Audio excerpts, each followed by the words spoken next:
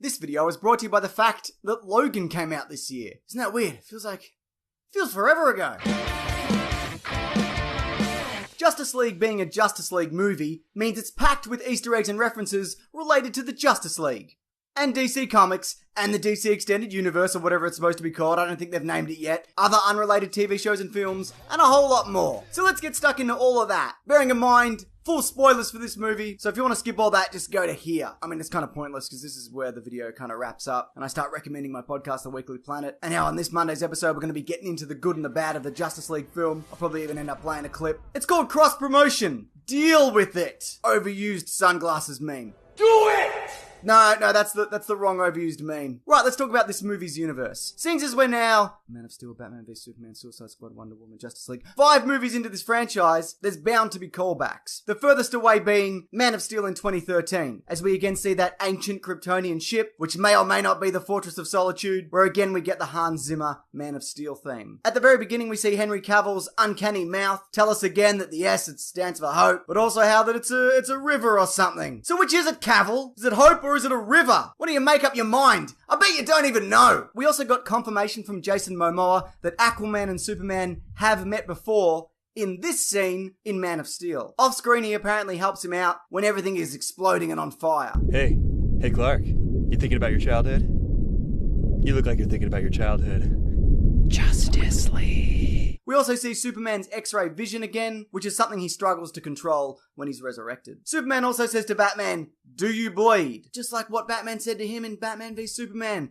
Do you bleed?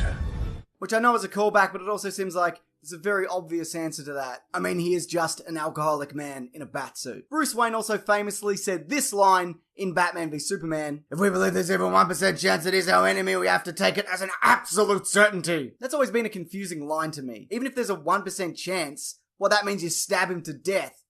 Yeah, righto. But in Justice League, they've only gone and flipped that when Batman says we have to bring back Superman even if there's only a fraction of a chance that it'll work. Steppenwolf also appears in the film after being hinted at in BVS, and we see that Bruce Wayne is working off Lex Luthor's notes to determine where all these parademons are coming from. As far as Wonder Woman goes, Steppenwolf mentions that she's got the blood of the old gods in her, hinting towards her origin, which we're still not 100% sure on. We do, however, see a giant person fighting in that ancient battle between the parademons, the Amazons, humankind, and the Atlanteans. That could very well be Zeus, who in the comics is Wonder Woman's biological father. We again get the shredding guitars of the Wonder Woman theme, mentions of Steve Trevor, who perished in an explosion in World War I, allegedly, and an explanation as to why Diana disappeared for 100 or so years. It turns out that she didn't, and in fact, she's been superheroing in secret the entire time. There's also hints towards the future of this universe. Bruce Wayne talks about putting a table in the middle of his mansion, with room for more Justice League members. We're getting that Shazam movie really soon, so no doubt he'll join up, and we also saw members of the Green Lantern Corps on Earth, meaning that they definitely exist in this universe. Darkseid is also mentioned by name, ruler of Apocalypse, and he's also the one pulling the strings behind Steppenwolf. Commissioner Gordon says something about it's nice to see Batman playing with others again, which is another hint towards the tragic past of his crime-fighting career. We know that he's already lost one Robin at the very least, and there's probably a Nightwing out there somewhere, along with an Oracle,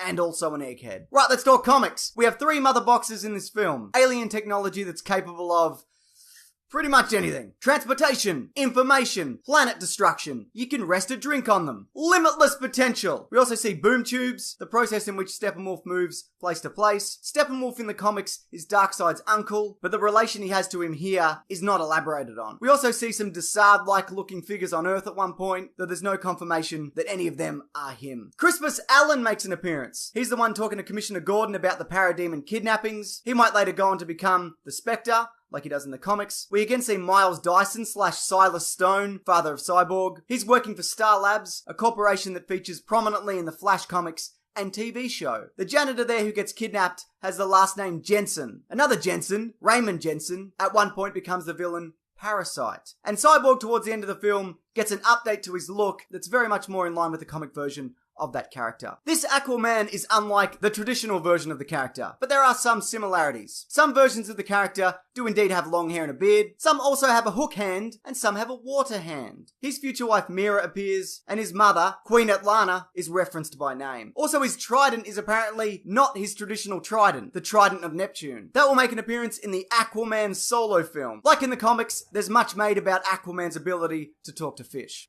I hear you can talk to fish. That's something that in recent years has been made fun of a lot. Also, Aquaman being forced to tell the truth due to Wonder Woman's glowing rope of being so honest is similar to when Hal Jordan accidentally touched it. Okay, so this version of Barry Allen has the pretty standard Barry Allen attributes. He watches his mother get murdered. His dad gets framed for it. He moves into the field of forensics. And there's hints towards him wanting to change the negative aspects of his life, which will almost certainly carry over into his Flashpoint movie. He also mentions that he knows Gorilla Sign Language, meaning there's a chance he's had some sort of interaction with Gorilla Grodd. The Speed Force is also mentioned by name, the Speed Force being what allows him to move at incredible speed and at great force. The Flash and Cyborg also spend some time together. Both characters at one point were members of the Teen Titans, but I believe it was the Wally West version, not Barry Allen. Also, Barry Allen is Jewish, like the comics, which is something I was not aware of. Superman's death and resurrection was a big deal for comics in the 90s. In the Justice League movie, he's brought back through a combination of a mother box and the Kryptonian birthing chamber, but in the comics it said that he didn't actually die, which he also may not have fully hear, because the grave and the dirt in the coffin, you remember that? Anyway. But what happened when he fought Doomsday was, he just got completely depleted of his energy. Sorry about the rain, if you can hear the rain, it started raining a lot. He's placed in the Kryptonian regeneration matrix, which powers him up, but he's still weakened and missing a lot of his abilities. Also, he's sporting a black suit with a silver S and a sweet mullet. We didn't get the black suit or the mullet, which shattered my dreams of hashtag mullet for Superman, which is fine, you know, you can't have everything, but at the same time, it's the only thing that I wanted in this film and you blew it, DC! I will never forgive you! Clark was also buried in a blue suit and red tie, similar to the outfit that he'd wear to the Daily Planet. Also, he's seen able to carry an entire building without it falling apart, because his powers also consist of radiating this kind of energy field that keeps things intact. Also, like most versions of Superman, this one loves truth and justice. Good on him. There's a number of comic panels referenced, which I'm not going to get into because that seems real hard. But here's one paralleling Detective Comics 682. And the Justice League coming together to fight parademons was Jesus! Do you hear that? There's a crazy storm happening while I'm recording this.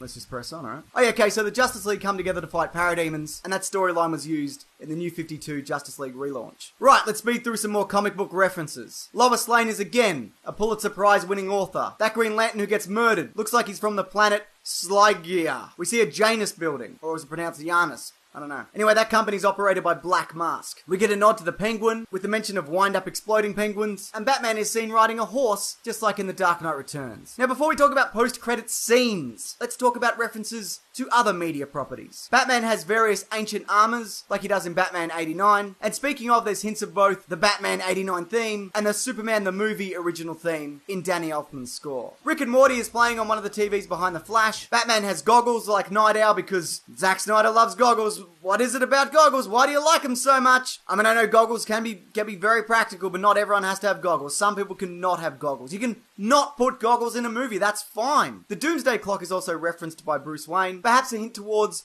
Watchmen and the upcoming Watchmen DC crossover storyline. The Stephen King movie Pet Sematary is mentioned by Barry Allen, and Mark McClure, who played Jimmy Olsen in the Chris Reeves Superman movies. You know, the Jimmy Olsen that wasn't shot through the head. Ah, Jimmy, why? He turns up as the guy who works on the desk at that prison. Now, I hope you like post-credit scenes because this movie has some of them, 2 of them. The first of which features the Flash and Superman in a race to determine who is fastest. Now, the Flash, when his powers are fully developed, could easily outrun Superman. He could probably even outrun Superman now, even if Superman can fly faster. I don't yet think, though, that this version would be much faster than Superman, or even faster at all. That's no doubt going to change as things progress. The second scene shows us a Jesse Eisenberg Lex Luthor, everyone's favourite Lex Luthor, got him! And how he's freed from prison, sitting on a boat, and then greeting Joe Manganiello's Deathstroke. He proposes a villain team-up of sorts, a league of their own, if you will, hinting towards a Legion of Doom-style team-up. Deathstroke is also rumoured to be the villain in the upcoming Batman solo movie, which may or may not feature Ben Affleck as Batman. Who knows at this point? He seems kind of over it, I don't know. We'll find out soon enough. Right, here's the winner of last week's Loot Crate. If you are this person, just private message me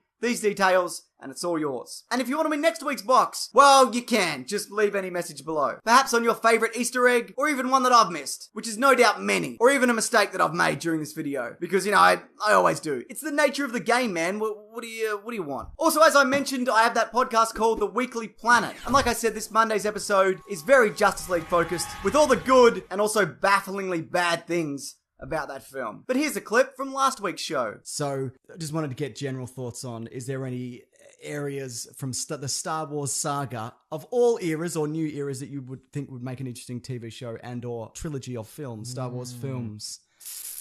It's also a competition, so... All right, here we go. Lightsabers! It's the best thing. I can't compete with that now. That'd be pretty cool. I would love to see, but there's not been a lot of ground level stuff. That's true, yeah. Really, I have always liked the thought of them doing just like a noir film. Yeah, right. On Coruscant or something, well, there was a TV show that was planned called Star Wars Underworld, which was going to be set between episodes 3 and 4 that George Lucas was working towards. There's apparently 100 hours of it were planned out, and it was exactly that. Oh, right. Seedy Coruscant. That's probably where I've underbelly, gotten that from. Then. You've stolen that, yes. Yeah. You are disqualified, Mason, you win. Yes, George I'm going to Lucas. take lightsabers then. And just a reminder that there's videos here every Sunday, Tuesday, and Thursday. So subscribe if you want to catch any and all of that. Or you could even think of a fun rhyme to remind yourself. Maybe something like, Sunday and Tuesday and Thursday, all videos up. No, not just, I guess, subscribing's probably easier. I mean, you can still do the song, but don't send it to me. Thanks for watching this, though. I appreciate it. Take care.